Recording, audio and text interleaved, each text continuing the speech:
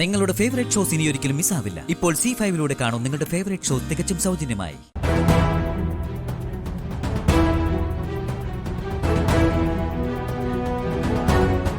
വലിയേച്ചി, എന്താ വലിയേച്ചി ഒരു പേടി കിട്ടി നടുങ്ങിയതുപോലെ? ഏയ്, അങ്ങനെയൊന്നുമില്ല. എന്നാ അങ്ങനെയുണ്ട്.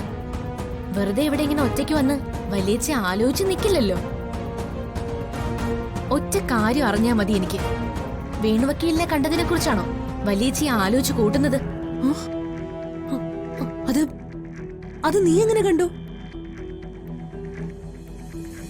പകലെ ഞാനത് കണ്ടിരുന്നതാ. പിന്നെ തൃപ്പങ്ങോട്ടെ എന്തെങ്കിലും കാര്യമേ പറയാനുണ്ടാകുമെന്ന് തീർച്ചയുള്ളതുകൊണ്ട് എല്ലാവരുടെയും മുമ്പിൽ വെച്ച് ചോദിച്ചില്ല.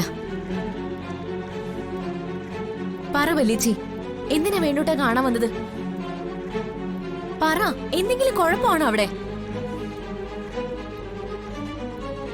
കുഴപ്പമാണോ എന്ന് ചോദിച്ചാ പ്രത്യക്ഷത്തിലല്ല, പക്ഷേ അതില് വലിയൊരു കുഴപ്പമുണ്ട്. അതാണ് പ്രശ്നം. എന്ന് പറഞ്ഞാ മനസ്സിലായില്ല.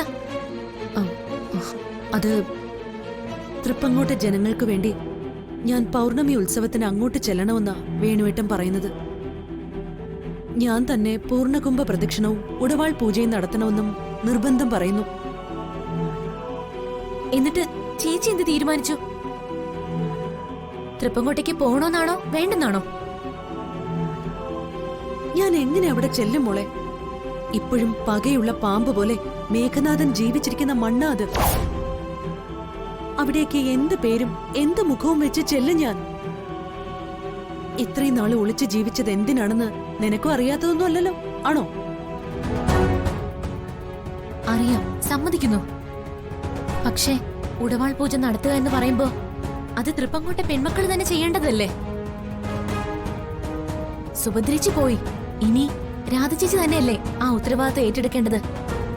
നമ്മൾ മക്കളിൽ ആർക്കെങ്കിലും അല്ലാതെ മറ്റാർക്കെങ്കിലും ആ ഉത്തരവാദിത്തം പൂർത്തിയാക്കാൻ പറ്റുമോ? ഇല്ലല്ലോ.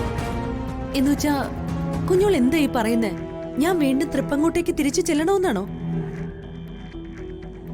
മേഘനാഥൻ തൃപ്പങ്ങോട്ടുണ്ടെന്നതാണ് വലിയച്ചയുടെ ഭയം.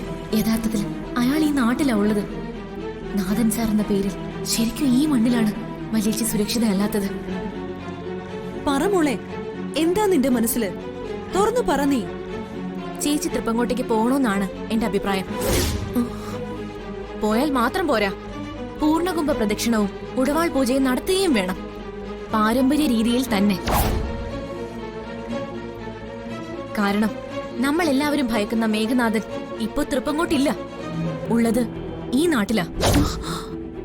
ഈ നാട്ടിലോ? ഈ നാട്ടിലെവിടെ? നീ കണ്ടിട്ടുണ്ടോ അയാളെ? കണ്ടെങ്കിൽ എപ്പോ?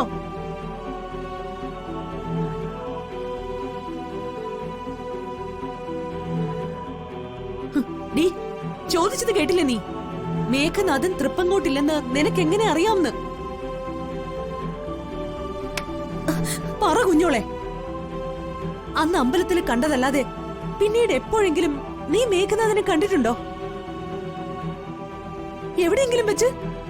തുറന്നു പറയ്, കേൾക്കട്ടെ ഞാൻ.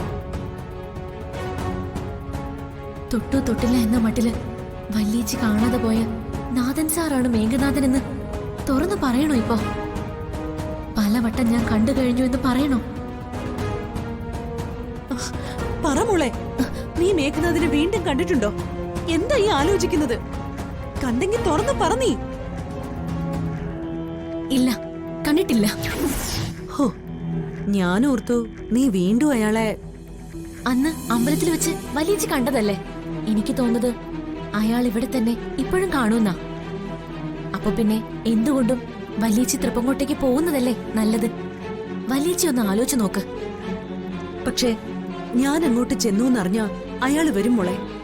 മുറിവേറ്റ മൃഗത്തിന്റെ രക്തഗന്ധമേറ്റ് വേട്ടനായെ പോലെ അയാള് വരും, എനിക്കുറപ്പാ. അഞ്ജലി,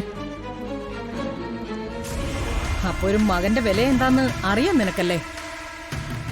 അങ്ങനെയെങ്കിൽ വഴി പിഴച്ചുപോയ മകനെ ഓർത്തുള്ള അമ്മയുടെ ദുഃഖവും നിനക്ക് മനസ്സിലാവണമല്ലോ.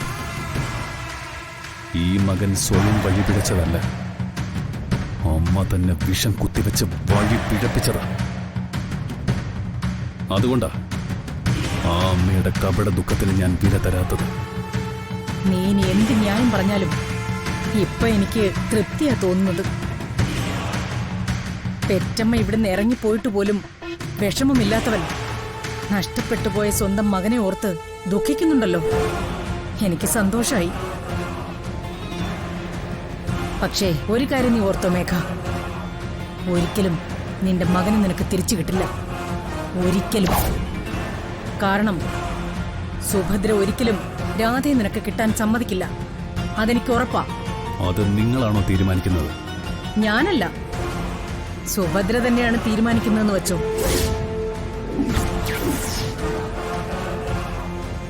ഏതൊരു ജീവിക്കും സ്വന്തം ജീവനോളം വലുതല്ല മറ്റൊന്നും. സുഭദ്രയുടെ ജീവനെടുത്തവനാ നീ. ആ പക നീ നാക്കിലേലെ എള്ളും പൂവും കൂട്ടി ചോറുള്ള നീട്ടിയാലൊന്നും തീരില്ല. കുരുതി നടത്തണം, കുരുതി. എന്താ, അത് നടത്താൻ പറ്റുമോ നിന്നെ കൊണ്ട്? സ്വന്തം കൊലയാളിയുടെ രക്തം സുഭദ്രയുടെ കാൽച്ചുവട്ടിൽ വീഴ്ചാലേ അവൾ പ്രസാദിക്കൂ. പറ്റുമോ നിന്നെ കൊണ്ട്? പറ മേഘനാഥ, പറ്റുമോ നിന്നെ കൊണ്ട്? നീയാ സുഭദ്രയുടെ കൊലയാളി. നിന്റെ കഴുത്തറുത്ത് അവളുടെ മുൻപിൽ രക്തബലി അർപ്പിക്കാൻ നീ തയ്യാറാണോ? സ്വന്തം തലയെറുത്ത് ഈ ചിത്രത്തിന് കീഴിൽ വയ്ക്കാൻ? എങ്കിലേ നിനക്ക് രാധയെ കിട്ടൂ, നിന്റെ മകനെ കിട്ടൂ. അല്ലാതെ നീ ചെയ്ത ബലിയൊക്കെ വെറുതെയാ, വെറും വേസ്റ്റ്. സോറി ഭവാനിയമ്മേ, നിങ്ങൾക്ക് തെറ്റിപ്പോയി.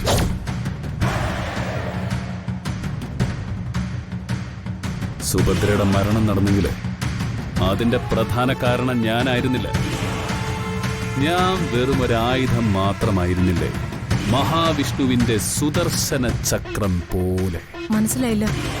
എന്നെ വെറും ചക്രായുധമാക്കി മാറ്റി സുഭദ്രയെ ഇല്ലാതാക്കിയ മാസ്റ്റർ ബ്രെയിൻ നിങ്ങളുടേതായിരുന്നു.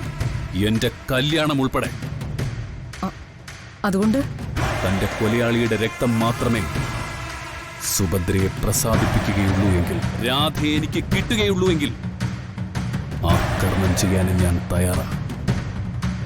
ഈ കഴുത്തറുത്ത് ഈ ചിത്രത്തിന് മുന്നിൽ വയ്ക്കാൻ. വെറും വാക്ക് പറയുകയല്ല മേഘൻ, പറയുന്നത് ചെയ്യാൻ എനിക്കൊരു മടിയുമില്ല. അതുകൊണ്ട് തന്നെ എന്റെയും രാധയുടെയും വിവാഹത്തിന്റെ തടസ്സങ്ങൾ ഒഴിഞ്ഞു പോകാൻ തൽക്കാലം പ്രാർത്ഥിക്കാൻ നോക്ക്. അല്ലെങ്കിൽ ഇപ്പൊ ഈ മേഘനാഥൻ പറഞ്ഞത് നാളെ ഈ മേഘനാഥൻ ചെയ്തിരിക്കും. സൂക്ഷിച്ചാൽ നിങ്ങൾക്ക് നല്ലത്. അത്ര തന്നെ.